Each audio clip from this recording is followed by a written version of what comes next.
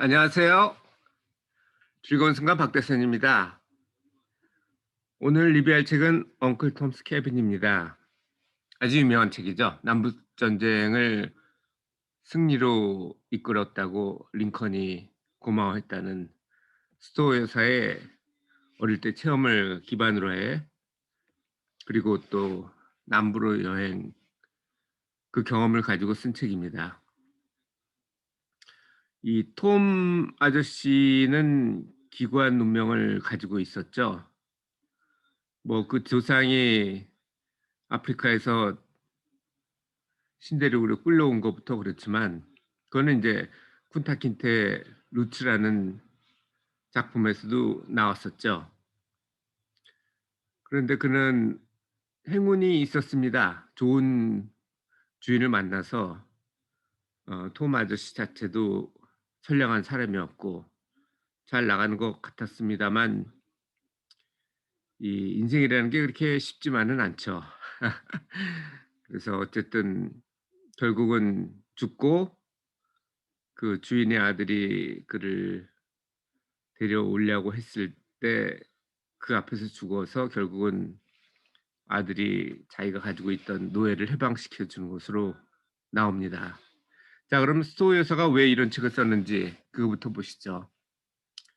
이분은 북부 출생이세요. 19세기 초반에 북부에서 출생했는데 아버지는 북부 그리고 또 목사였음에도 불구하고 아주 유명하다 못하 해서 사악한 노예 찬성론자였죠.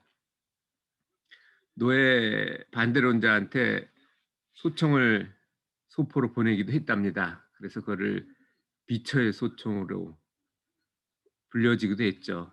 원래 이름을 보시면 아시겠지만 스토 여사의 원래 이름이, 천연적 이름이 해리엇 비처였어요. 스토 어, 교수하고 결혼을 해가지고 해리엇 비처 스토가 되기는 했지만, 우리나라도 이렇게 많이 쓰죠. 원래 이름에다가 어머니의 혹은 아버지의, 좀 이상하네요. 아버지 거는 원래 있으니까 어머니 걸 붙이겠네요. 그런 형태로 하는데 어, 우리나라는 이렇게 시집을 가도 성을 바꾸지 않는데 미국은 남편 성을 따라 합니다. 요즘에는 안 바꾸기도 하는데요. 예전에는 미들네임으로 그냥 두었던 것 같습니다. 아버지는 그랬는데 이 스토우 여사는 좀 달랐어요. 어머니가 5살 때 죽거든요. 그래서 그런 쓰라린 경험을 가지고 있는데, 흑인 모녀들이 생이별을 하는 경우가 있었습니다. 이 엉클 톰스 캐빈에도 나오지만 톰을 팔 때 덤을 하나 달라고 그래서 애를 하나 껴주죠.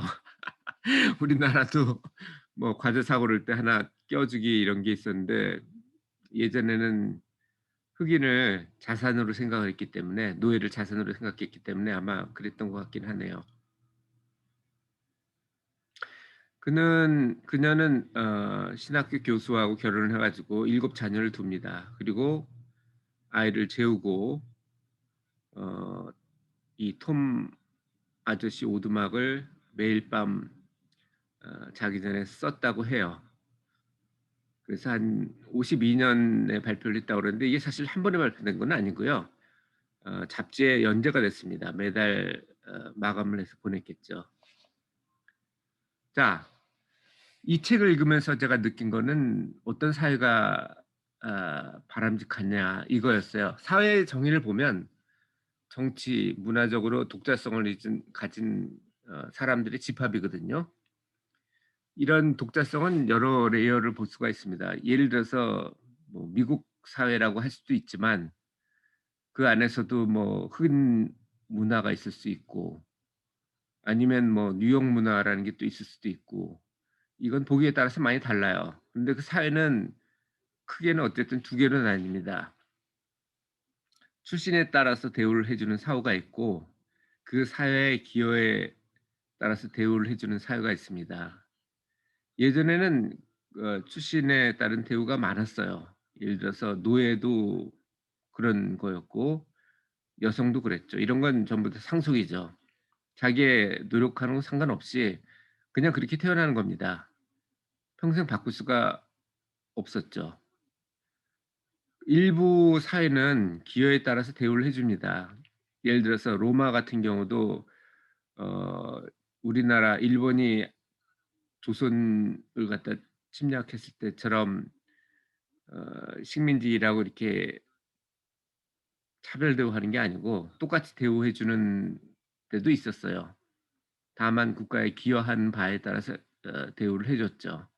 이런 경우는 자기가 노력을 하면은 그만큼 더 나은 상태를 더 나은 대우를 받을 수 있었기 때문에 어 지식이나 경험 같은 게 특히 이런 경우에 해당되죠. 어느 쪽이 더 나은지는 여러분이 더 잘 아실 거라고 생각합니다. 자, 이 내용을 보면 톰이 최초의 착한 주인 셀비한테 있었을 때부터 시작합니다.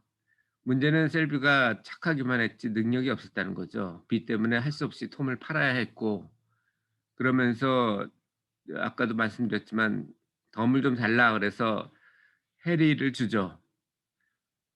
그런데 그걸 알게 된 해리의 엄마 엘리자가 탈출을 합니다. 그래서 그때는 북부 쪽으로 올라가면 특히 캐나다 같은 경우는 노예 제도가 없었기 때문에 그리로 많이 갔고 톰은 짐짝처럼 실려갑니다. 하지만 운이 좋아서 다시 좋은 주인을 만납니다. 그런데 그 주인 에바죠. 에바를 강에서 구해 주기도 하고 착한 사람이었지만 약했기 때문에 셀비는 경제적으로 약했고 에바는 신체적으로 약했어요. 죽었고 결국은 운도 뭐 계속 좋을 수는 없잖아요. 나쁠 때도 있으면 나쁘면 앞으로 '아 좋아지겠네.' 하고 생각하고 즐기면 되고 좋으면 앞으로 나빠질지도 모르니까 자만하지 말아야 된다는 겁니다. 우리는 지금 21 세기에 한국에서 태어나서 이렇게 좋게 생활했지 예전에 태어났다든지 물론 예전에 태어나도 귀족으로 태어났으면 양반으로 태어났으면 얘기가 다를 수 있었겠지만 그 확률은 많지 않겠죠. 아니면 지금도 저기 식량이 부족해서 허덕이는 가뭄이나 아프리카나 이런 데서 태어났다면은 지금처럼 이렇게 행복하게 살지는 못했을 거예요. 그러니까 저는 이런 생각을 합니다. '내가 이렇게 그나마 배고프지 않고 춥지 않게 사는 게 내가 잘나서' 뭐 그런 것도 일부는 있겠죠. 하지만 대부분은 운이 좋아서라고 생각을 하고 운이 나쁜 사람에 대해서 그렇게 배려를 하는 게 합당하지 않느냐. 운이라는 건 나누는 거니까요. 럭이잖아요, 럭. 그런 생각을 합니다. 어쨌든 톰도 두 번이나 좋은 주인을 가졌기 때문에 결국엔 시몬이라는 아주 사악한 주인을 만나죠. 그 시몬은 아주 그냥 이를 부려먹는 거는 상관이 없지만 그거는 자연의 섭리니까요. 그런데 악행을 하죠. 예를 들어서 어 낫지도 일을 하는 거는 좋지만 오히려 자기 가학성을 즐기기 위해서 괴롭히는 그런 간수들도 있었습니다. 안 그런 사람도 있었고. 시몬도 그렇게 가학적인 괴롭히는 사람이었는데 그를 피해서 인제 도망을 가게 되죠 당연히. 결국은 그들을 돕다가 톰은 죽죠. 그리고 그 톰이 죽기 전에 왔어야 되는데 시간상으로 쪼끔 늦어 가지고 실비의 아들인 조지가 그의 죽음을 보고 노예 해방을 한다는 그런 줄거리입니다. 자, 여러분은 엉클 톰 케빈을 읽고 어떤 걸 느끼셨나요?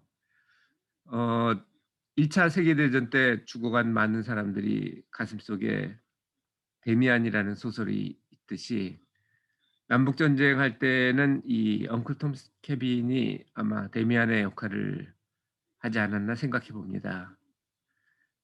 물론 남군이 우수했지만 결국 북군이 이겼죠. 그 이유는 뭐 외부적으로 보면은 북쪽이 공업지대를 가지고 있었고 남쪽이 농업지대였기 때문에 결국 장기전에서는 북군이 이길 수밖에 없었다. 남군은 자체 생산을 못하기 때문에 그거를 외국에서 조달을 해야 했어야 됐거든요. 북쪽에서 조달을 못했었을 거고요, 전쟁 중이었기 때문에. 그래서 그랬다는 얘기도 있지만 물론 그것도 사실입니다. 하지만 그렇게 지속되게 할 수 있었던 이유는 무엇이었을까요? 제 생각에는 아마 우리가 어떤 것이 옳고 어떤 것이 장기적으로 바람직하다는 거를 알기 때문이 아닌가 생각합니다. 스토 요사의 책은 그 "패는 칼보다 강하다."라는 거를 우리한테 보여준 하나의 예가 아닌가 생각을 해 봐요. 저는 모든 사회가 기회의 균등을 줘야 된다고 생각합니다.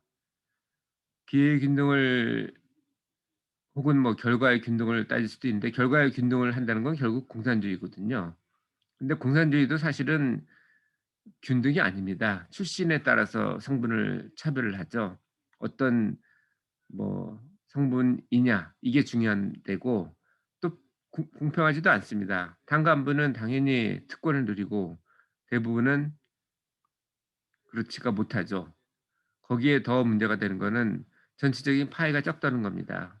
아무런 인센티브가 없기 때문에 노예와 어찌 보면 똑같죠. 노예가 하는 일은 어떻게 하면 쪼끔 더 먹고 쪼끔 더 쉴까 하는 것밖에 안 되거든요. 결국은 생산성이 떨어지기 때문에 노예 제도는 유럽에서 성립하지를 못했고 규모의 경제 때문에 그리고 토지 비옥도 때문에 나름 노예를 먹이고 살릴 그런 잉여가 나올 수 있는 아메리카 대륙에서만 가능했던 겁니다.